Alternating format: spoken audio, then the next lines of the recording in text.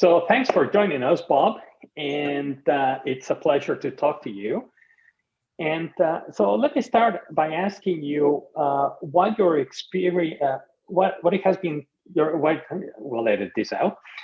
What your experience working with adults has been for you. Yeah. So first, thanks for asking me. I'm on the introverted side, so I don't like to do this stuff, but happy to do it for you. So I was thinking, I was a reluctant. I came reluctantly to the field. I remember vividly. I had gone to a 2-day workshop on treating men who commit sex offenses, and I found it partly repulsive, but also intriguing.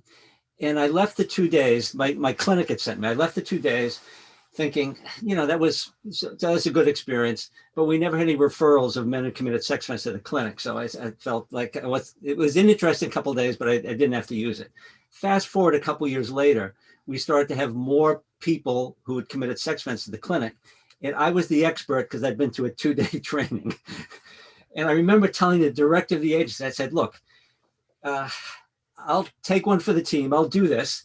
But 2 things I need. One, you need to let me go to the library for a day. And I would have been ashamed to admit this years ago, but not now. In college, I studied what I was interested in. I did not spend a lot of time in the library. So I went to the library to see what was written. And in those days, you could read pretty much everything that was written in in a week. And I said, the other thing is, I'll do my best for 6 months, but if I can't hack working with this population, please promise that you'll give me an escape hatch and I won't be able, I can get away from it. Obviously, something was intriguing because here we are 35 plus years later and I am still doing it, but I was not at all sure. I was sort of dragged. I was actually voluntold into it at the beginning. And it's been a wonderful time in my career doing this work. Yeah. Yeah, it's really interesting how we have come to this field from so many different ways, and the roads have been very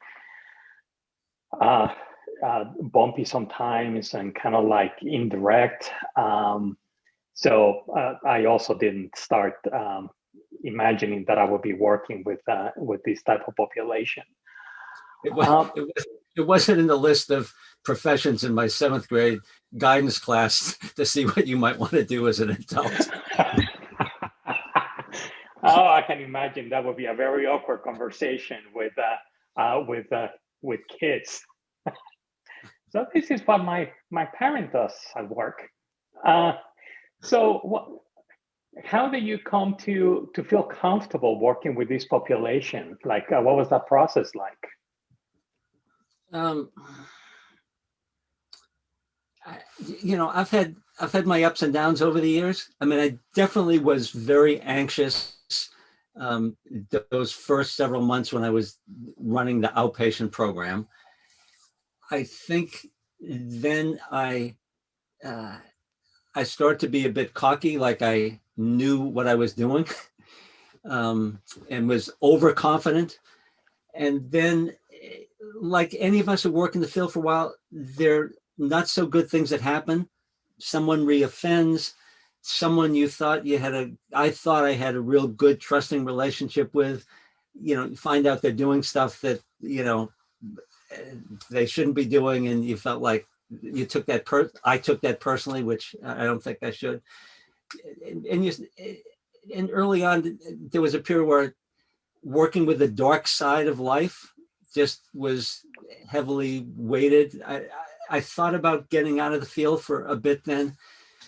I've obviously stuck with it. So it's been trying to balance working with the dark side and having hope that a lot of the men that we see do make important changes.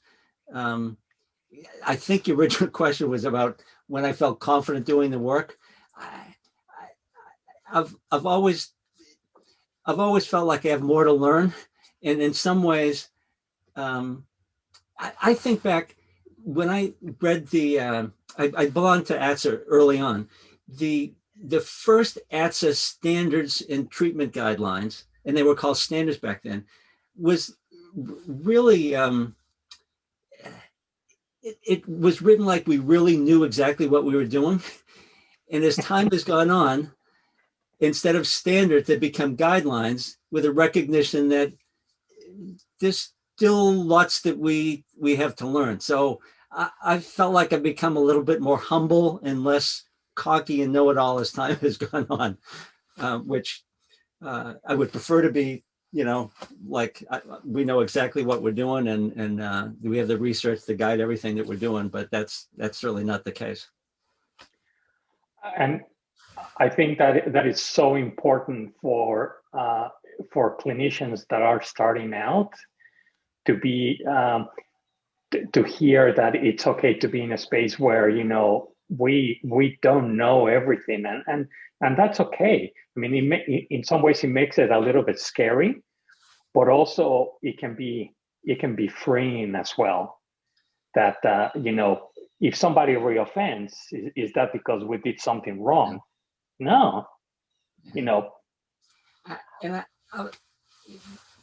And the thing that I've just become more convinced with over the years, I'll be a know-it-all, is how important the working relationship is with someone. And we have techniques, we have treatment models, we have risk, and I think all of those are really important, and I've contributed to some of that. But fundamentally, sort of the connection, a good working relationship with guys that we work with is probably the most important thing in terms of healing within the group and helping someone make progress. I mean, because it's and I'm really glad that you said that, because I have seen approaches that have been heavily Freudian early on. An advisor in college. Then we went to relapse prevention, and then we have an R&R and Good Lives model. And one wonders whether in 10 years we're going to be looking at something else, and 20 years something else. But the thing that is the common denominator is that relationship. Yeah. I would just add that when I started out, I started out doing substance abuse work, and it was fairly confrontational and in your face way back then. And then because I got voluntold and liked it, I ended up doing the sex offender work.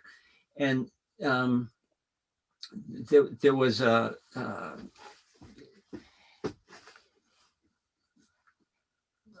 lot of the things that we were taught back then is if, like defense cycle, this is how it works.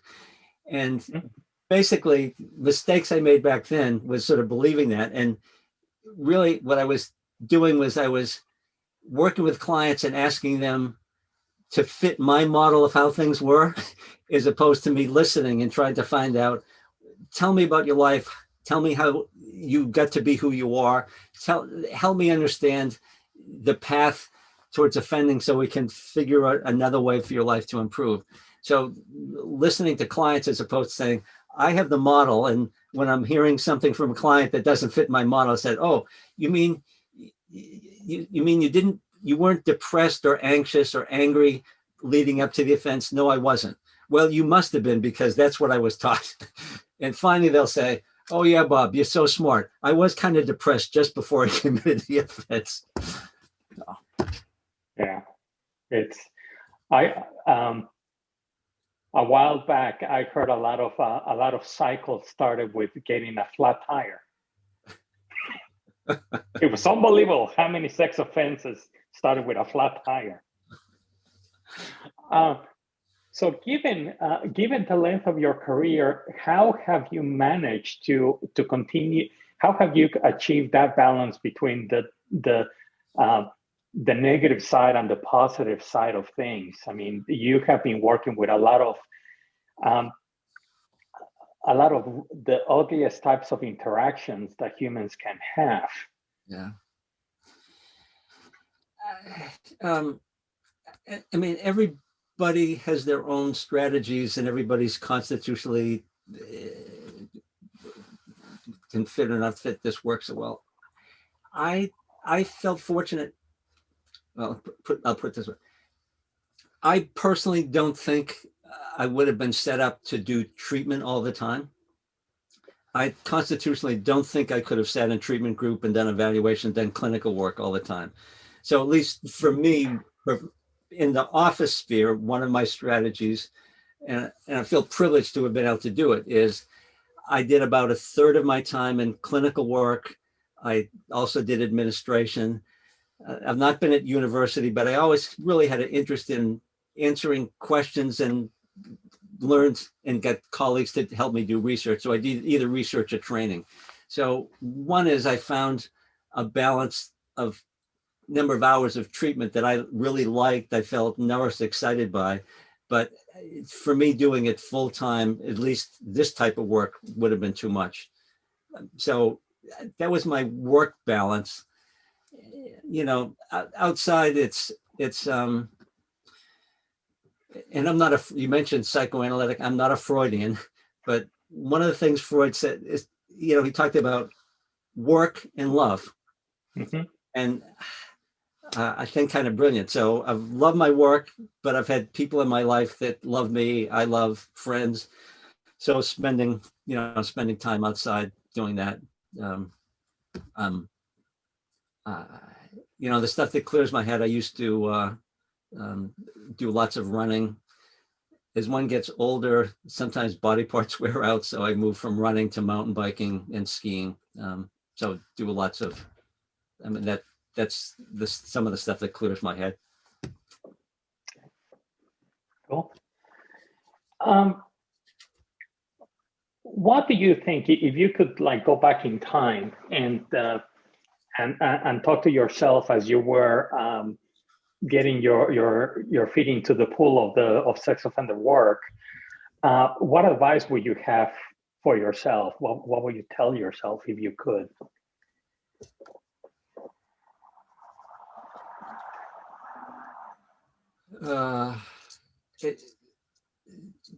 Advice about, can you say that again? About the work, like, or another way of thinking about it is, what do you wish you knew then that you know now, as you were starting out? Yeah.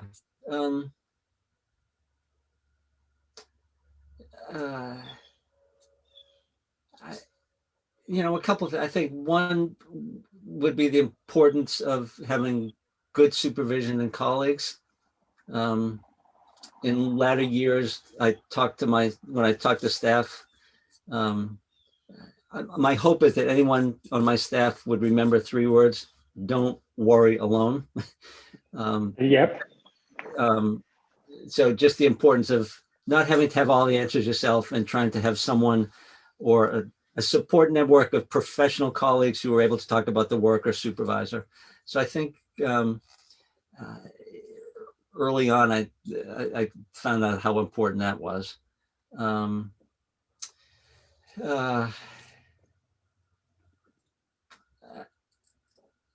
You know, I think, I don't know that I was prepared for some of the dark side stuff.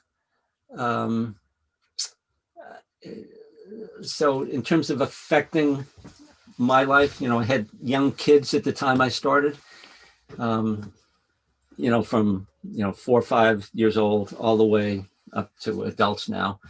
And so my perceptions of the world changed some. So a teacher or a coach who was giving one of my kids special attention. I had a joke in my family that I would have a perennial bruise on my side, which is where my wife would, jab me with her elbow and say, "Bob, not everyone is a pedophile. Not everyone is, does the stuff that you're worried about." So I guess I didn't really expect that, but I start to see interactions, especially around my kids or with children, in sort of a suspicious way that was not healthy for me. And then, the balance of with your kids is how do you teach them to live a safe life without making them afraid of the world? So those were things that I didn't anticipate. If someone had told me that, I said, oh yeah, I understand that's not going to be a problem for me. But it was always a balance. And with grandkids, I'm going to go through the same thing. We are, through our work, we, at least I'll speak for myself, have more suspicion of people's motives sometimes when, and overdo it. So. Yeah, and I think that's something that we all struggle with when we have children, and if we have children while we're doing this work, and it's really a struggle to find that balance, how to protect without overprotecting, and trying to gauge how others interact with our children. It's really a struggle. I certainly completely identify with that.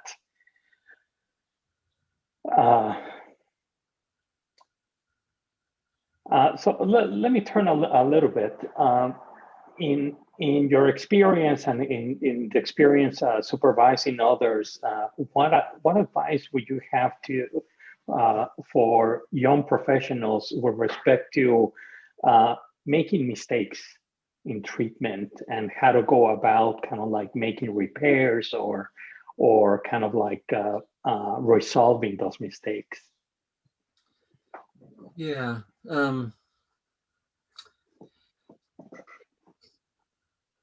I come back to not worrying, don't worry alone. And I come back to having, good supervision and supports. And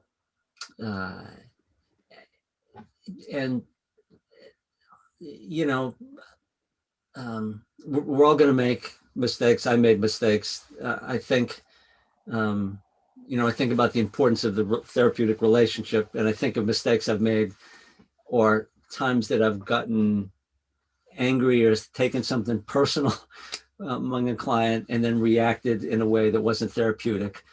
I mean, nothing terrible, but, something that starts to fracture the relationship a little bit.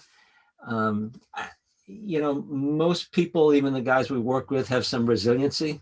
So it's good if you don't fracture the relationship. It's good if you maintain a good therapeutic relationship, but part of life is conflict, and apologizing when you've made a mistake goes a long way. Being genuine, and through that you can often repair relationships that have been fractured a little bit in treatment.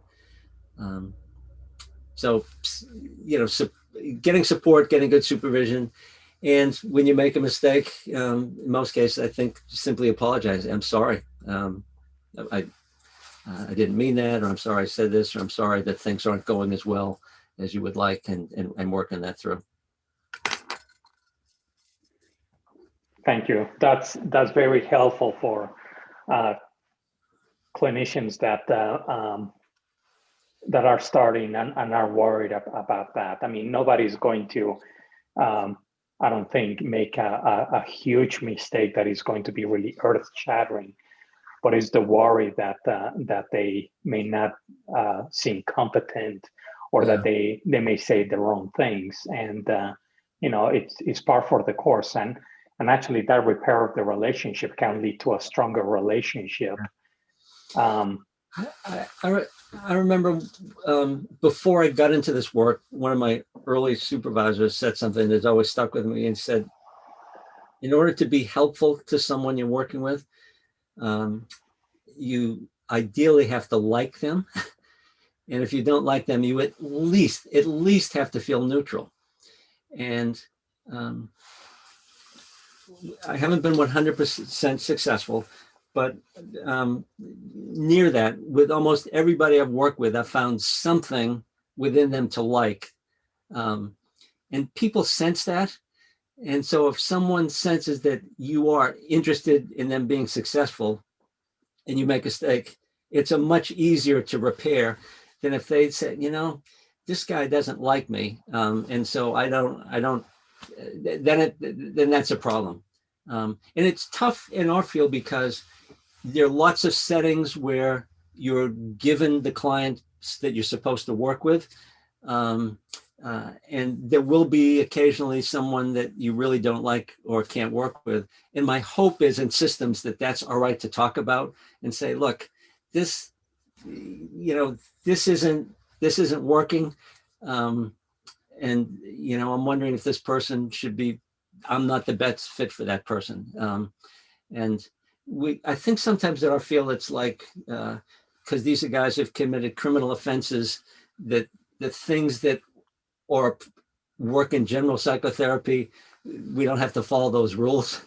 But I think that that's real important, that one, to find something within each person that you like, and then things are going to go a lot more easier. And then if there are mistakes, it's going to be much easier to repair those. And sometimes it is a struggle to find something likable, but it is so important. Yeah. You said that you weren't Freudian. I was trained in a fairly psychodynamic / Freudian program, and that included. So I have do some readings of like object relations writers who talk about loving the client, mm-hmm. and the client loving the therapist, and you know they all have very quirky terms, but I think it talks to this finding the client likable, so that mm-hmm. they will find themselves likable and will be able to grow out of that positive interaction. Yeah, and that, you know, that doesn't mean that I ever invite any clients to my house. No, of course not. Friends. I mean, so nice firm boundaries, but, and I know you're not saying that, but when you talk about loving the client and them loving you, it's, yeah, I want to find something that, and to keep good boundaries. Yeah. No, that's why one of my qualms with psychodynamic and that side of mental health is that the terms that they use are really like, they really need to work on that. Certainly, I'm not saying love the client, but finding something likable in order to make that connection is really, really important. So how have you developed this? Have you developed a system to foster this relationship with the client or group cohesion in group work? How do you get to that strong therapeutic relationship? I don't know. I mean, I try to treat people the way I'd like to be treated. I naturally want to be respectful.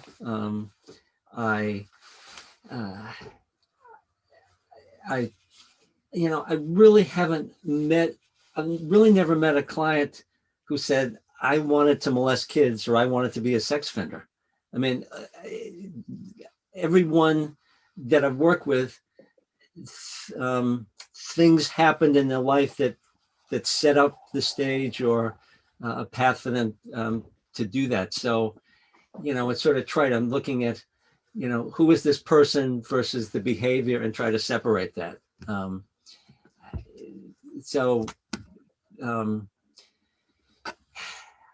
I don't feel like I have any secrets except, you know, I'm genuinely interested in who this person is, how they became who they are, what they want in life to lead a good life that's going to be incompatible with offending.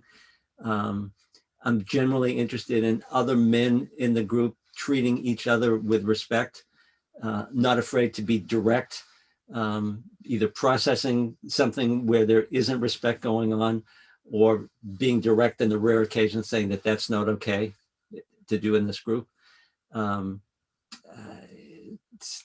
Yeah, so I don't have any particular secrets. The other thing is, I think about or feel like we have this specialty that and there is a lot of special knowledge that we have of what dynamic risk factors associated with increased or decreased risk, different treatment risk levels, and how much treatment someone needs, some general guidelines. But fundamentally, every piece of research that I've seen in our field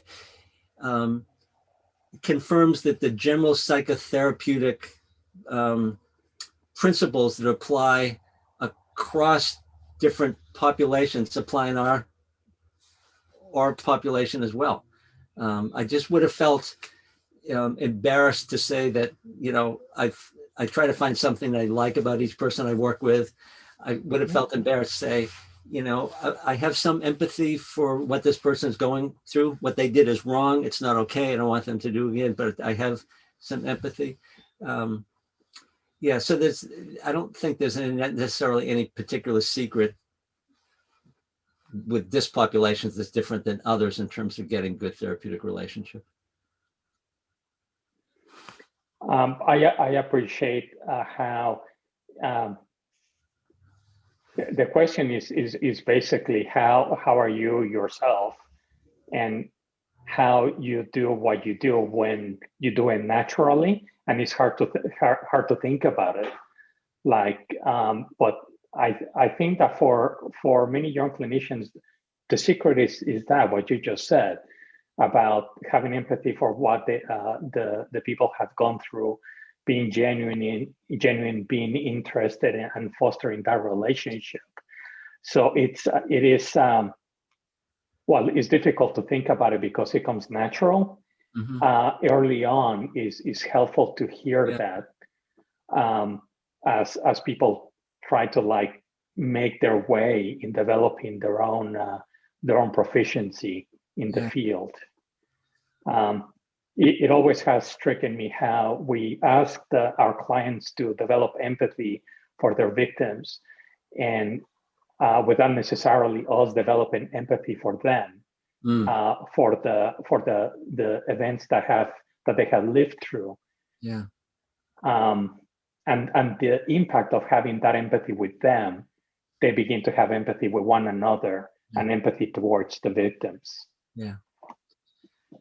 Which you teach at university. You're teaching probably graduate students in counseling and psychotherapy. Yep. So and I think there's some people that are suited for the work and some aren't. And I would say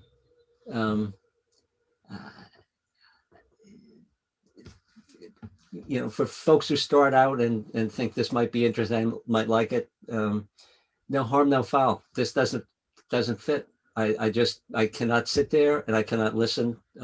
I can't read the affidavits about what this person did and then sit in a room and see them as a human being worthy of getting good services from me and try to improve their life.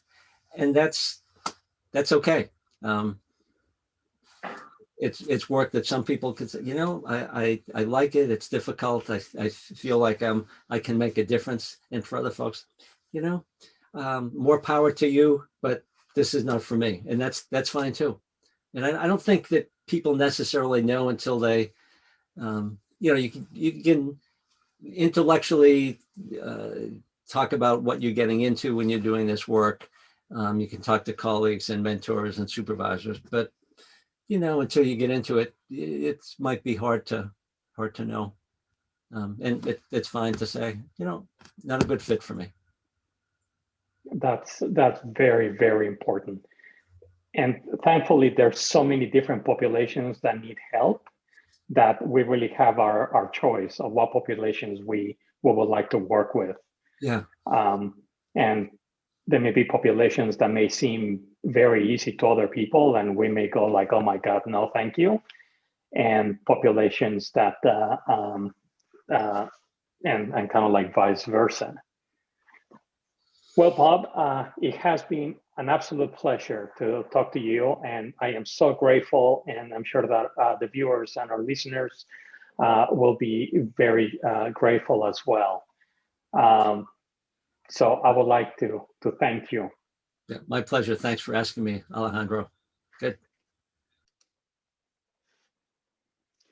Thank you for watching.